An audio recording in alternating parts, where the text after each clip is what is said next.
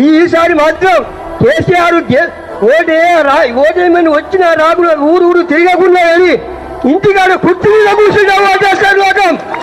కుర్చీ మీద కూర్చుంటే లోటు పంపుతారు ఆయనకు, ఓటేస్తారు ఆయనకు. ఆయన గెలుస్తాడు. ఆయన గెలిస్తే కాలం అవుతుంది. మళ్ళా అలా వాగులు నట్టాయి, చెరువు నిండుతాయి, లోకం పచ్చదనం ఉంటుంది. ఒక్క మడి లేకుండా గుళ్ళు అన్ని తిని పారుతారు, నాటి పెడతారు, పొలాలు కూడా నాటి పెడతారు. అవునా, 2 ఎకరాలు ఎండిపోయింది. ఇప్పుడు ఎట్లా పెట్టాలి, 3 కుటుంబాలు ఎట్లా బతకాలని ఏడుస్తున్నాం మేము. భూమి తల్లి ఏడుస్తుంది.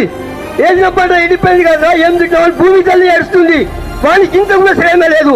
ఆయన ఇంత కూడా అయ్యో అనిపిస్తలేదు ఆయనకు. ఆయనే చూసుకుంటారు. 3-4 ఉన్నారు. వాళ్ళే మాట్లాడుకుంటారు ఆడ కూర్చొని. ఇంకా కేసీఆర్ ఏమైనా మాట్లాడితే అడ్డం పోతాడు. అడ్డం పోయి ఆయనకు ఏమో కోపం రావాలని కలిగిస్తారు. అట్లాంటి కాంగ్రెస్ వచ్చింది మనకు. మనం మంచిగా బతాం, హాయిగా బతాం. మన ఇంత పాపం చేసిండే కాంగ్రెస్.